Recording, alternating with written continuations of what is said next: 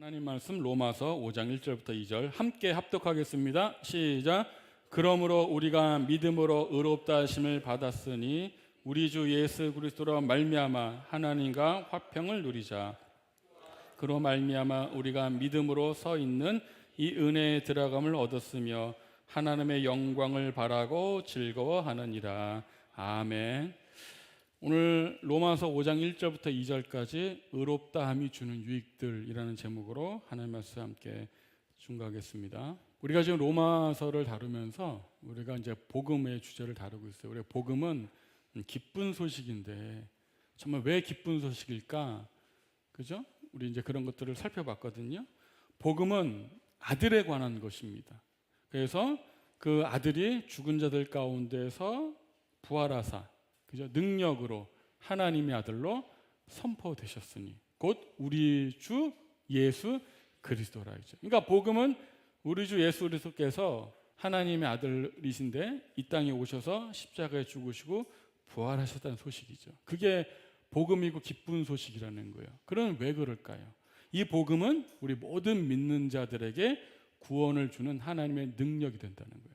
그러니까 우리가 구원받는 능력은 우리 어떤 행위로서가 아니라 예수께서 이 땅에 오셔서 죽으시고 부활하신 그 사건, 그것을 통해서 우리가 그것을 믿는 자에게 우리 구원의 능력이 된다는 거죠. 그래서 이 복음에는 하나님의 의가 나타납니다. 그래서 믿음에 이르게 한다 그랬죠. 여기서 말하는 하나님의 의는 무엇을 가리킵니까?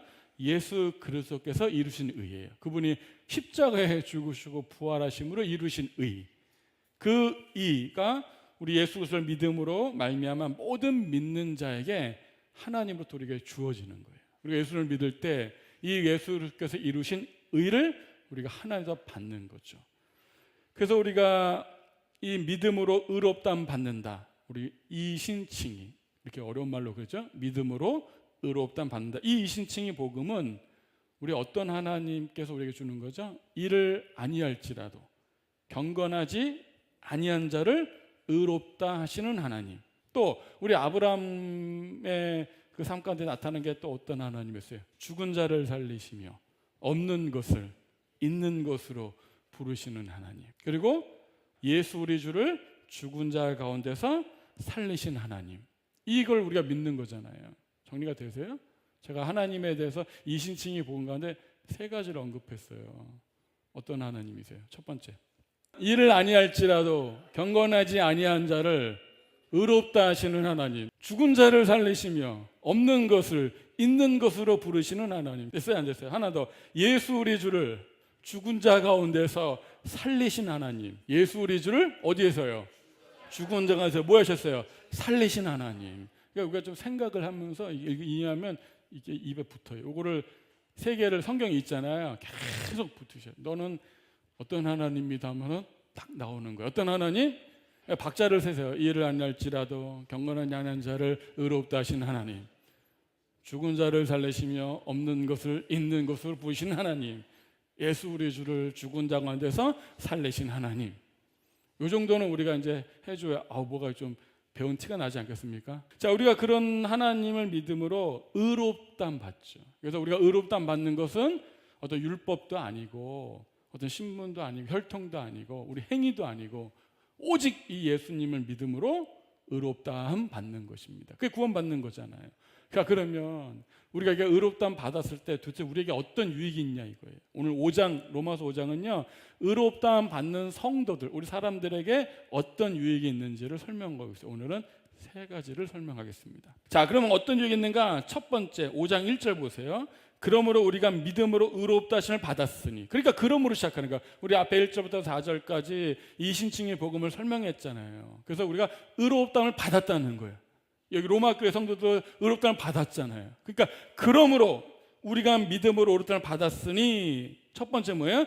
우리 주 예수 그리스도로 말미암아 하나님과 화평을 누리자. 의롭다함 받은 사람들에게 첫 번째 주는 유익은요. 하나님과 화평을 누린다예요. 뭐라고요? 하나님과 화평을 누린다라는 것입니다. 무엇을 통해서? 예수 그리스도로 말미암아, 예수님을 믿음으로 말미암아 하나님의 의롭다함 받은 우리는 첫 번째 얻는 유익이 뭐라고요? 하나님과 화평을 누린다라는 것입니다. 우리 이거 한번 살펴볼게요. 하나님과의 화평은 하나님과 관계를 말하는 거예요. 그렇다면 우리가 화평을 누렸다는 건 이전에는 화평을 누리지 못했다는 이야기가 되는 거죠. 그래서 우리가 이 화평을 얻는 것은 무엇을 통해서? 예수 그리스도로 말미암아 우리가 하나님과 화평을 누리고 하나님과 관계를 맺게 된 것입니다. 하나님이 우리와 화평한 관계를 맺으려면 우리를 어떻게 하셔야 된다는 거예요? 우리를 의롭다 여겨주셔야 되는 거예요. 왜냐하면 하나님과 화평을 누리지 못한다는 건 하나님과 적대적 관계에 있다는 거예요. 원수 관계에 있다는 거예요. 그러니까 하나님과 화평을 누리지 못하니까 우리를 먼저 의롭다 여기셔주시고 우리를 화평하게 관계가 된다는 것입니다. 여기서 화평은 우리 평안과는 다른 개념이에요. 우리 하나님 믿으면 평안한 마음 있잖아요. 그죠? 평안하고 이렇게 안전한 마음 있잖아요. 평강. 그런 것과는 다른 개념이에요. 그 평안한 마음은 주관적 경험이잖아요. 내가 평안함을 누릴 수도 있고 안 누릴 수도 있고 이런 주관적 감정이잖아요. 여기서 말하는 화평은 그런 주관적인 어떤 개인의 평안 그런 감정이 아니라 객관적인 걸 말하는 거예요. 나라와 나라 간의 전쟁이 없는 상태, 평화의 상태를 말하는 걸 넘어서 더 우리는 하나님께 구원의 관계, 온전한 관계를 말하는 거예요. 다시 말하면 이전에는 하나님과 내가 적대적 관계에 있었어요. 근데 우리가 의롭다함 받음으로 이 적대적 관계가 끊어지고 하나가 어떻게 해요? 온전한 관계에 맺게 됐다는 것입니다. 그게 하나님과 화평을 누린다라는 거예요. 다시 말해서 우리 하나님 앞에 죄 용서를 받았고 하나님과 이전에 끊어졌던 관계를 회복함으로써 하나님과 영원한 화평 관계에 있다는 거예요. 이걸 잘 기억하세요. 이거는 한번 우리 하나님과 이 영원한 화평의 관계에 들어가면 취소할 수 없는 그런 관계에 있는 거죠. 그러니까 내가 하나님과 화평한 관계에 있어서 내 마음이 또 뭐 연약해질 수 있고 불안해질 수 있고 또 평안을 못 누릴 수 있잖아요. 그럼에도 불구하고 우리는 언제나 하나님과 화평한 관계에 있다는 거예요. 우리 평안은 내가 누렸다 느꼈다 못 느꼈다 이렇게 되지만 화평 관계는 깨졌다 붙었다는 게 아니라는 거예요. 우리가 의롭다함 받으면 영원토록 하나님과 어떻게 해요? 화평한 관계에 있습니다. 그러니까 그 무엇도 어떤 것도 우리를 이 화평 관계를 깨뜨릴 수가 없는 것입니다. 그래서 이거는 실제적으로 내가 하나님과 온전한 관계에 화목한 관계에 있다는 거예요. 그래서 우리가 의롭다함 받은 사람들은요, 우리 나중에 보겠지만 여기 10절에 보면 화목하게 된 자예요. 하나님과 화목하게 된 자예요. 하나님과 화평을 누린 자예요. 그래서 이 의롭다함 받은 사람들은 이 하나님과 평화를 누리는 온전한 관계 안에 있게 된 것입니다. 누굴 통해서? 예수 그리스도를 통해서 그래요. 여러분 잘 보세요. 우리가 그 이전에 화평하게 되기 이전에 우리의 모습은 하나님과 적대적인 관계를 그랬죠. 원수적인 관계를 했죠. 하나님과 싸우는 관계였어요. 우리가 하나님께 불순종하고 죄를 짓는다는 것은 어떤 의미가 있습니까? 하나님의 법을 어긴다는 것은 한마디로 스스로 주권을 갖는다는 의미예요.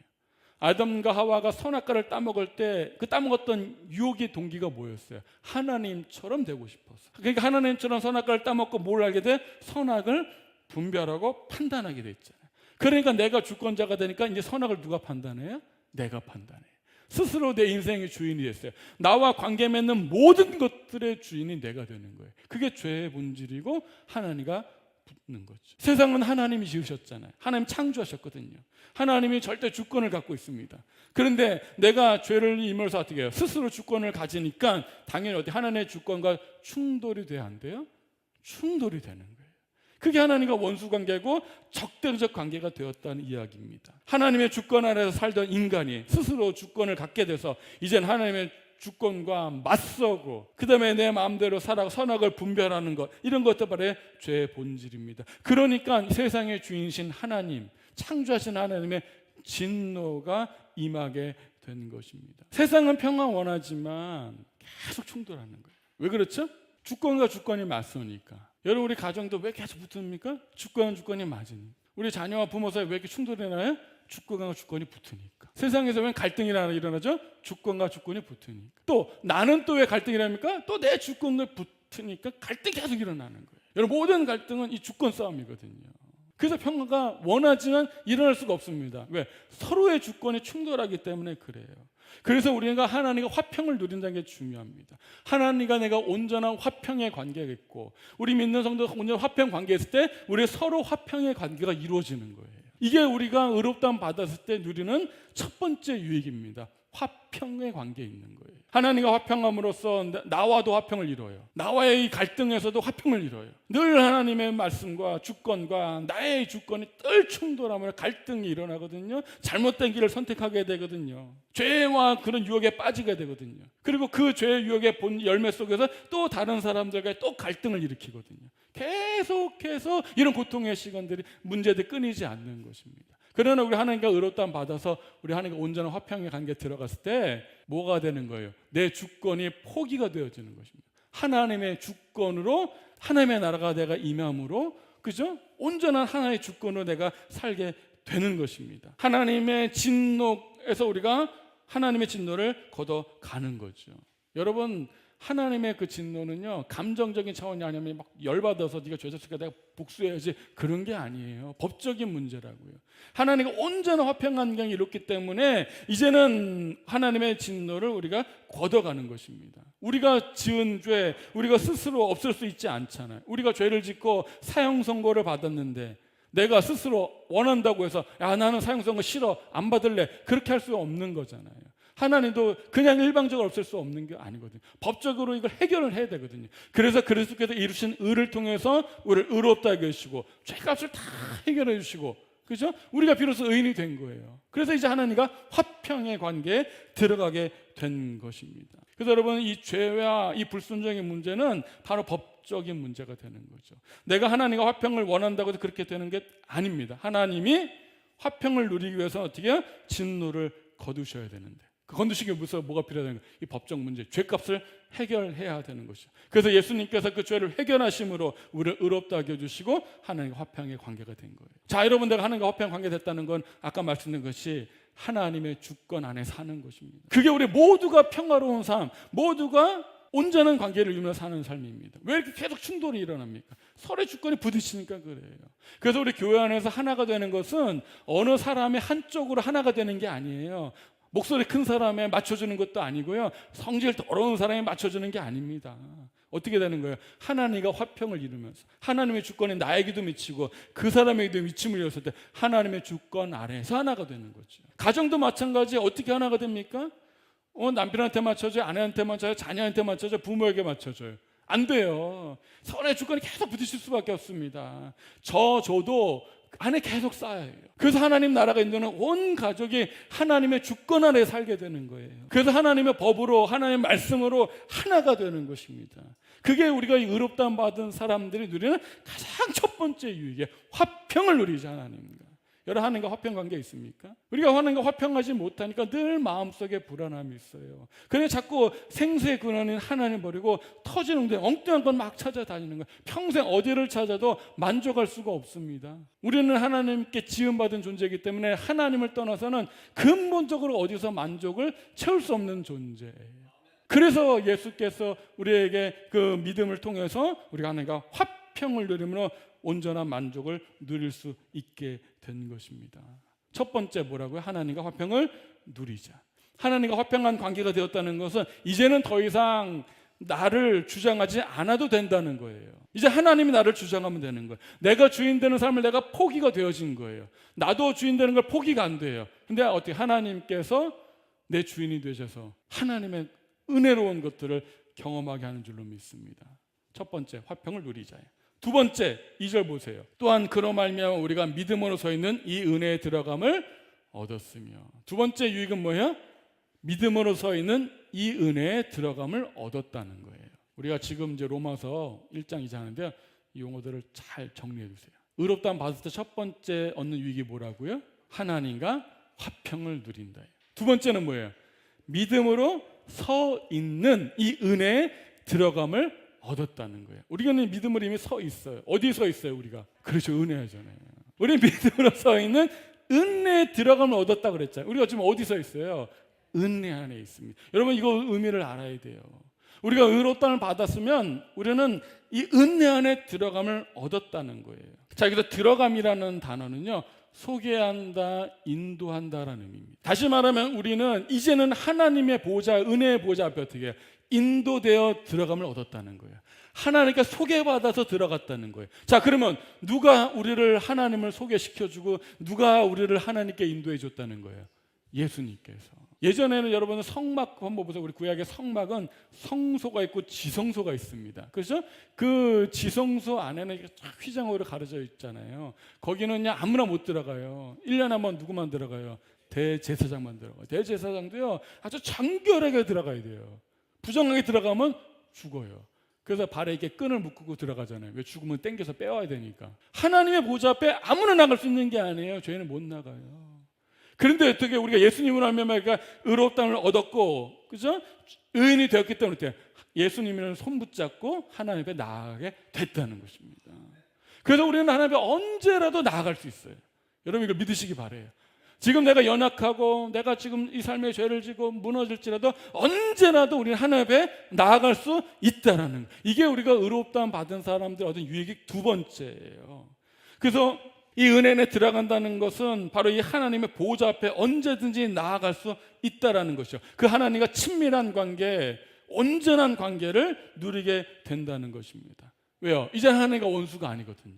하나님과 화평케 됐잖아요. 화목하게 되었잖아요. 그래서 이 은혜 안에 들어간다는 것은요, 오직 믿음으로만 경험되어지는 것입니다.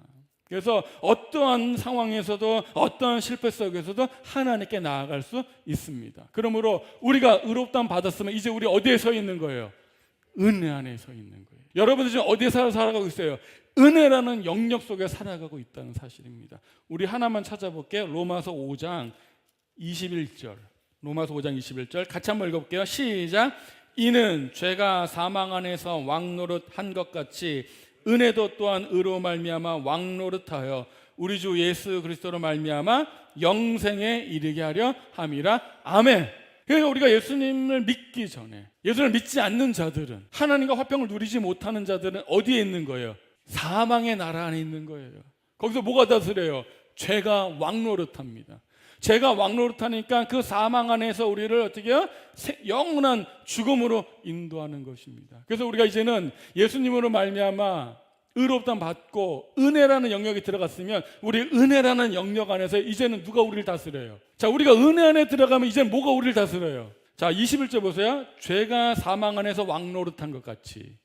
우리가 예전에 예수 믿기 전에는 이 사망의 나라에서 누가 왕노릇했어요? 죄가 왕노릇했어요. 그러면 우리가 보세요. 은혜도 또한 의로 말미암아 왕노릇하여. 이제는 우리가 은혜 안에 들어가면 얻었습니다. 우리가 은혜 안에 살아요. 그러면 이제는 누가 우리에게 왕노릇해요? 은혜도 또한 의로 말미암아 왕노릇하여. 죄가 사망 안에서 왕노릇한 것 같이 이 사망의 나라에서 죄의 세력에서 죄가 왕노릇했습니다. 우리가 은혜라는 공간에 은혜는 누가요? 은혜도 또한 의로 말미암아 뭐예요? 왕노릇하여. 우리 주 예수 그리스도로 말미암아 영생에 이르게 한다는 거예요. 우리가 믿음으로 의롭다함을 받았고 믿음으로 서 있는 이 은혜 안에 들어감을 얻었다 그랬죠. 그럼 우리는 어디에 서 있어요? 은혜라는 안에 서 있습니다. 은혜. 그래서 하나님의 보좌, 은혜 보좌 앞에 날마다 나아갈 수 있잖아요. 날마다 하나님과 그 온전한 관계에 있잖아요. 그러면 우리가 은혜 안에 살았을 때는 이제는 누가 우리를 왕노릇해요? 은혜. 시작. 은혜. 여러분들이 제가 답을 못하는 이유를 알아요. 왜냐면 항상 은혜 받으면 좋지, 은혜 받은 거지. 은혜가 왕노릇한다는 개념은 낯설어서 그래요. 이전에는 죄가 왕노릇해서 죄의 원리들, 죄의 열매를 따라 살았다는 거예요. 이제는 우리가 은혜라는 공간에 와서는 뭐예요? 은혜가 우리의 왕노릇해서 은혜가 우리를 다스리고 우리를 인도한다는 거예요. 그래서 은혜가 우리를 인도를 해서 어디로 인도합니까? 결국 영생으로. 사망의 나라 안에서는 죄가 인도해서 영원한 사망으로, 은혜라는 영역에서는 은혜가 우리에게 왕노릇해서 어디로? 영생으로 인도한다는 것입니다. 이해가 되세요? 그럼 여러분들 물어볼게요. 하나님의 은혜의 다스림을 받고 있습니까? 그러니까 우리가 은혜 받았습니다 이렇게 할 때 우리 감정적으로 아우 근데 좋으니까 은혜 받았어. 오늘 찬양 이렇게 은혜스러워. 은혜 받았어. 오늘 말씀 되게 은혜스러워. 은혜 받았어. 감정적으로 좋다는 거잖아요. 그런 용도가 아니라는 거예요. 은혜는 우리를 실제로 다스리는 것입니다. 하나님의 은혜가 있기 때문에 하나님을 섬기고, 하나님의 은혜가 있기 때문에 하나님을 더 사랑하고, 하나님의 은혜가 있기 때문에 하나님의 말씀을 더 순종하게 되는 거죠. 왜? 우리 주변에 무슨 공기가 흘러요? 은혜의 공기가 흐르는 것입니다. 이게 우리가 받은 두 번째 유익입니다. 우리는 이제는 더 이상 죄가 우리를 다스리지 않아요. 은혜의 원리대로 살아가는 거예요. 내 욕심대로, 내 정욕대로 살아가지 않습니다. 하나님의 은혜의 원리에 따라서 살아가는 존재가 되었다는 것입니다. 그게 우리가 은혜 안에 있다는 거예요. 이 두 번째 유익입니다. 믿음으로 서 있는 이 은혜의 들어감을 얻었습니다. 자, 세 번째는요, 2절 보세요. 우리 로마서 5장 2절 같이 읽어볼게요. 시작. 또한 그로 말미암아 우리가 믿음으로 서 있는 이 은혜의 들어감을 얻었으며 하나님의 영광을 바라고 즐거워하느냐. 세 번째 뭐예요? 하나님의 영광을 바라고 즐거워한다예요. 믿음으로 의롭다함 받은 사람들이 얻는 첫 번째 유익이 뭐라고요? 하나님과 화평을 누린다. 두 번째 뭐라고요? 믿음으로 서 있는 이 은혜의 들어감을 얻는다. 세 번째 뭐예요? 하나님의 영광을 바라고 즐거워한다. 오늘 이거는 꼭 좀 기억해 주세요. 야, 너 얘 구원받아서 뭐가 좋아? 너 의롭다함 받아서 뭐가 좋아? 세 가지가 있어. 이렇게 세 가지 설명할 줄 알아야 됩니다. 예수 믿어서 뭐가 좋아? 이 세 가지가 있는 거예요. 하나님과 화평을 누리고 은혜의 들어감을 얻고 하나님의 영광을 바라고 즐거워한다는 거예요. 여러분, 이게 성도의 삶이에요. 자, 그러면 세 번째 한번 설명해 보겠습니다. 은혜라는 새로운 영역으로 인도함을 받은 성도는요, 이제는요, 뭘 기대하며 소망을 갖고 살아가느냐? 하나님의 영광을 기대하며 바라며 즐거워한다는 거예요. 마지막 이 장차, 이 마지막 날에 있을 그 하나님의 영광에 참여할 것이라는 확신한 소망입니다. 여러분, 우리가 뭔가를 내가 기대해, 나 소망이 있어. 이 소망은, 우리가 세상에서 말하는 그 소망은 소망대로 다 이루어지나요? 안 이루어지죠. 아, 우리 아이가 참 훌륭한 아이가 되기를 난 소망해. 100% 그래야 되는 건 아니잖아요. 나는 반드시 잘 될 걸 소망해. 한다고 되는 건 아니잖아요. 안 될 수도 있잖아요. 그러나 여기서 말하는 소망은요, 100% 확실한 소망을 말하는 거예요. 하나님의 영광에 참여한다는 100% 소망을 가지고 기대하면서 그걸 바라며 산다는 것입니다. 자, 근데 여기에 언제나 이루어질지 아닐지 불확실한 소망이 아니고 확고한 기대를 담은 소망이라고 말했죠. 자, 우리가 여기서 즐거워하다는 말은요, 우리 성경에는 즐거워하다인데요, 원래 의미는 자랑하다는 의미예요. 우리 앞에서 있잖아요. 우리가 율법에는 자랑할 게 없어서 그런즉 자랑할 때가 어디 있느냐 그랬죠. 그 단어와 똑같은 단어예요. 그러니까 다시 말하면 뭐죠?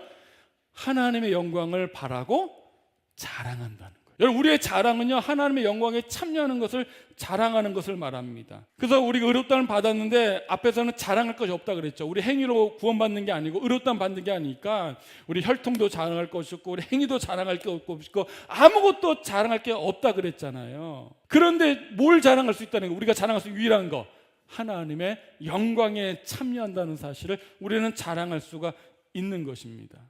그래서 유대인처럼 육신적 혈통이나 어떤 인간적 행위를 자랑하지는 않지만 하나님의 영광의 소망 안에서 우리는 자랑하고 즐거워하게 되는 것입니다. 이거 한번 볼게요. 로마서 3장 23절. 모든 사람이 죄를 범하였음에 하나님의 영광에 이르지 못했습니다. 이게 우리 인류의 가장 비참한 현실이에요. 모든 사람이 죄를 범하였기 때문에 하나님의 영광에 이르지 못해요. 여러분, 하나님의 영광에 이르지 못한다는 게 뭘 의미합니까? 하나님의 영광에 이르지 못한다는 게 뭘 의미하죠? 마지막 예수님께서 오시는 그날에, 마지막 날에 하나님의 영광이 완전히 임할 것인데 그 하나님의 영광에 임하지 못한다는 것, 이르지 못한다는 걸 뭘 의미해요? 하나님의 진노를 받는다는 얘기죠. 하나님의 심판을 받는다는 얘기입니다. 하나님의 영원한 죽음과 영원한 형벌 가운데 놓여진다는 것을 말하는 거예요. 모든 사람이 죄를 범했기 때문에 하나님의 영광에 이르지 못해요. 그러나 우리는 이제는 하나님의 영광을 때 확고한 소망으로 바랄 수 있게 됐다는 거예요. 그래서 그것을 자랑하며 즐거워할 수 있게 됐다는 것입니다. 하나님의 영광이 뭔데요? 그리스도의 부활이 있잖아요. 우리는 그 그리스도의 부활의 영광을 입어요. 여러분, 예수 믿으면 정말 더 많은 표현은요, 아, 예수 믿고 뿅 천국 간다, 그거가 아니잖아요. 예수 믿으면 부활합니다. 맞죠? 이 부활의 영광의 몸을 사는 거예요. 그리고 그 하나님과 영원히 새 하늘과 새 땅 속에서 우리가 살아가는 것을 우리 하나님의 영광이라고 그러잖아요. 그 영광을 한번 기대해. 어떤 영광인지 우리가 상상할 수 없지만 우리가 생각하는 그 이상의 엄청난 하나님의 그 영광 가운데 우리가 확실한 소망을 갖고 살아가는 것입니다. 그게 세 번째 유익입니다. 로마서 8장 17절 볼게요. 자녀이면, 우리가 자녀이죠. 또한 상속자, 곧 하나님의 상속자요. 그리스도와 함께 상속자니 우리가 그와 함께 영광을 받기 위하여 어떻게 해요? 고난도 함께 받아야 할 것이니라. 아멘. 여러분, 왜 우리가 이 하나님의 영광을 위해서 고난도 받을 수 있는 거예요? 18절이잖아요. 생각하건대 현재 고난은 장차 우리에게 나타날 영광과 비교할 수 없도다. 묵상하시기 바래요. 자꾸 우리는 고난이 유익이다, 고난을 견뎌야 고난만 생각하니까 견딜 수가 없습니다.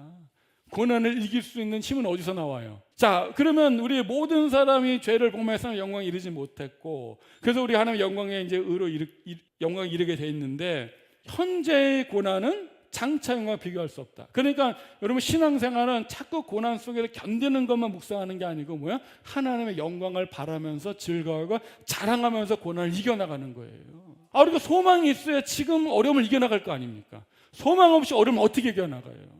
여러분 한번 생각해보세요. 지금 우리 집이 막 비가 쭉쭉쭉 새요. 쥐도 막 기어다니고, 이게 지금 이게 사람 살기 힘들다. 이제 그만 포기하고 싶다. 이런 말을 들 수 있잖아요. 집 너무 어려우니까. 근데 여러분 한번 잘 보세요. 집이 딱 어려운 상황에 이제 아파트, 신축 아파트에 당첨이 되고 그 아파트 입주권을 내가 받았다고 생각해 보세요. 저기 막 기초공사가 있고 막 건물 올라가. 그거 바라보면서 견딜 수 있지 않겠어요? 1년 후에 입주한다 생각하고 막 건물이 막 공사가 축축 올라가고 있어요. 그거 보면서 우리 맨날 비도 새고 이제 그만 살아야겠다 포기할 수 있어요? 버티죠? 견딜 수 있죠? 애들 힘들어요. 엄마 이게 지금 사는 게 이게 말이 아니야. 이게 지금 맨날 비방송하다 하루 이틀이지. 그 뭐라 그래요? 같이 죽자 그래요?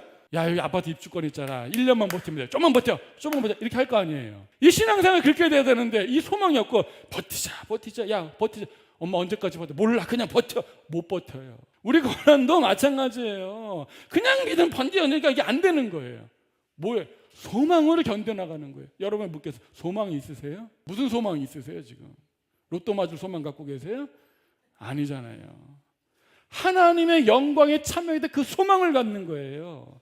이 땅을 살아가는 힘은 거기서 나오는 것입니다. 그래서 이 마지막 장차의 영광에 참여한다고 해서 먼 미래적인 일이 아니에요.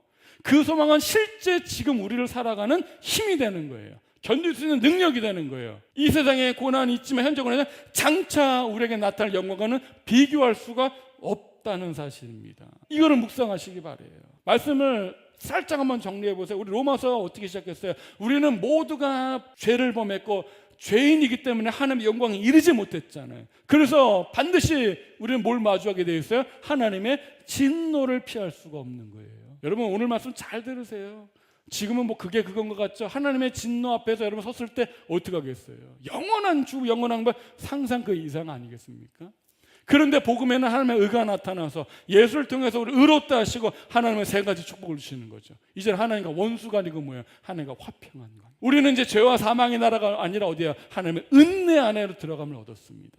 그 은혜 안에 들어가서 하나님의 보좌 앞에 하나님과 친밀한 관계에서 온전한 관계에서 날마다 하나님에 나아갈 수가 있게 된 거예요. 나의 연약함에도 나의 실패함 속에서도 계속 하나님에 나아갈 수 있는 거예요. 나의 어떠함이 아니라 예수님으로 말미암아. 그래서 우리는 무슨 소망을 갖게 됐어요? 장차 하나님의 영광이 나타날 것인데 그리스도는 반드시 오실 것이고, 그죠? 모든 악은 다 심판당하고 하나님의 영광만 가득하는 그 영광에 참여할 수 있는 확고한 소망을 갖고 살아가는 거예요. 여러분 우리가 이 소망이 없어서 무너지는 거예요. 예수 믿어서 어떤 소망이 있어요? 예수 믿어서 로또 맞는 소망이 아니에요. 예수 믿어서 하나님의 영광에 참여하게 되는 소망입니다. 부활의 몸을 입고 하나님과 영원히 사는 것.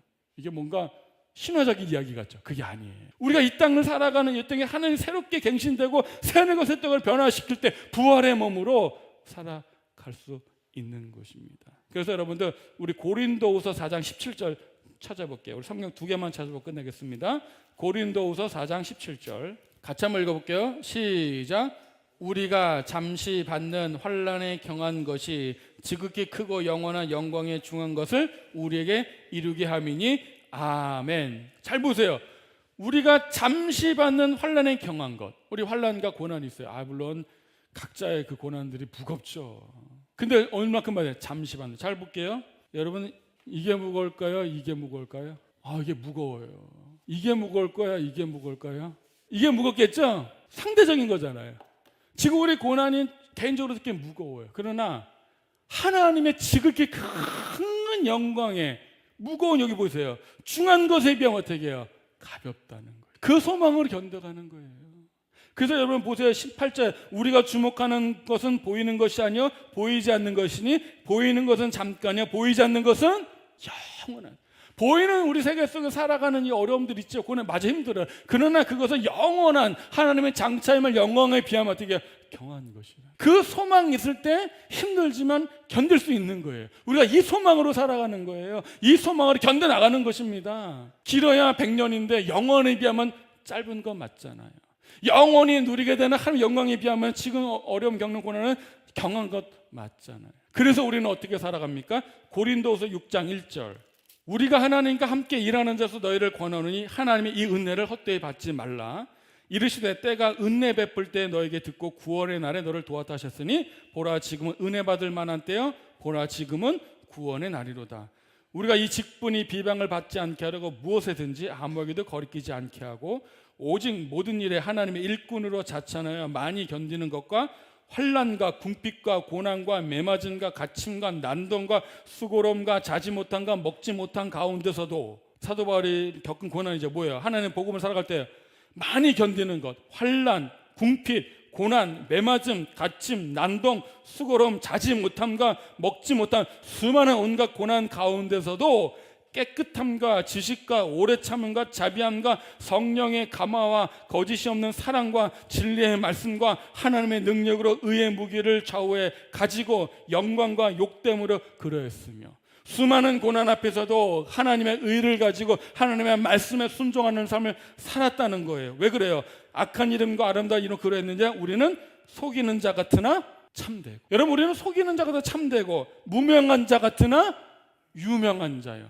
세상에 무명한 자일 수 있지만 하나님 우리 힘을 기억하거든요. 죽은 자 같으나 보라 우리가 살아있고, 징계를 받는 자 같으나 죽임을 당하지 아니하고, 근심하는 자 같으나 항상 기뻐하고, 가난한 자 같으나 많은 사람을 부유하게 하고, 아무것도 없는 자 같으나 모든 것을 가진 자로. 여러분들 의롭다함 받은 사람은 이 역설의 사람이에요. 이 은혜가 있는 것입니다. 근심하는 자 같아, 겉으로 근심할 게 많아요. 그러나 어떻게 속에는 남들이 알지 못한 항상 기뻐함이 있습니다. 가난한 자 같은 어때요? 우리가 실제적으로 물질 가난할 수 있어요. 그러나 우리가 영적인 부요함이 있습니다. 하나님의 영광을 누리는 그 부요함이 있잖아요. 그래서 부요한 사람이 아무것도 없는 것 같아요. 세상에 보니까 아무것도 없어 보여요. 가진 것도 없어 보여요. 그러나 모든 것을 가진 자로다. 여러분 그 믿음이 있으세요? 그 소망으로 살아가는 거예요. 근데 우리가 이거를 잘못하면 근심하는 것들은 근심 없는 삶으로, 가난한 자는 이 땅에 부유한 자로, 아무것도 없는 자 같으나 이 땅에 많이 가진 자로. 그게 복음이 아니에요. 아무것도 없는 자 같으나 모든 것을 가진 자로다. 왜 그렇죠? 하나님의 영광을 우리에게. 이 세상은 끝나잖아요.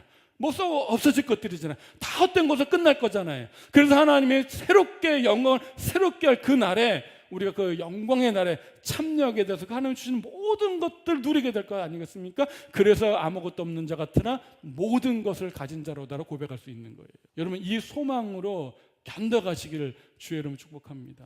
이게 믿음으로 의롭다함 받은 사람들이 갖는 소망이에요. 너희들에게 소망의 이유를 묻는 자들에게 여러분 오늘 이 세 가지를 소망을 말씀할 수 있어야 돼요. 머리를 외워서가 아니고 내가 이걸 우리 삶 가운데 변화돼서 이게 내가 경험되어지는 거죠. 하나님과 화평을 누린다는 사실이 내 삶에 어떤 변화를 일으킵니까? 은혜 안에 들어갔다는 사실이 내 삶에 어떤 변화를 일으킵니까? 하나님의 영광을 바라고 자랑하고 즐거워한다는 사실이 우리 삶에 어떤 변화를 일으키고 내가 실제적으로 내 삶 가운데 어떻게 나타나고 있습니까? 바로 이런 거예요. 아무것도 없는 자 같으나 모든 것을 가진 자로다. 수많은 고난 속에 있어도, 그죠? 여기 사도 바울이 언급한 것처럼 수많은 고난이 있음에도 불구하고 진리의 말씀으로 하나님의 의를, 능력, 무기를 가지고 살아갈 수 있는 이유, 이 은혜가 정말 넘치기를 주여 축복합니다. 말씀을 늘 붙들고 하나님 이 말씀을 내가 경험케 해주옵소서. 이게 여러분 이게 구원받은 자의 특징이에요. 뭐 내가 구원받아 뭐 진리를 알고 지식을 알고 예수 믿으면 구원받아, 나 믿어 천국 가, 이런 게 아니라고요. 실제로 이런 것들 누리며 살아가는 거예요. 완전하진 않지만 이걸 누림으로 어떻게 해요? 주님 오시는 날에 완전을 누릴 때 얼마나 클까? 그 소망하며 살아가는 것입니다. 여러분들 우리 삶 가운데 소망을 잃어버렸나요? 이 세상 것에 마음을 두기 때문에 소망을 잃어버려요. 우리의 소망은 거기 있는 게 아니잖아요. 여기 있잖아요. 예수 믿는 사람들만 알 수 있는 소망이 여기 있잖아요. 이 소망을 묵상하고 바라고 이 소망으로 일어나길 정말 주님을 축복합니다. 아멘. 의롭다함 받은 사람들은 세 가지 축복 뭐라고요? 하나님과 화평을 누린다. 두 번째, 믿음으로 서 있는 이 은혜에 들어감을 얻는다. 세 번째 뭐예요? 하나님의 영광을 바라고 즐거워한다. 자랑하는. 여러분 뭘 자랑해요? 난 하나님의 영광에 참여할 수 있어요. 그 자랑으로 사는 우리 모두가 되기를 바라면서 우리 함께 찬양할게요.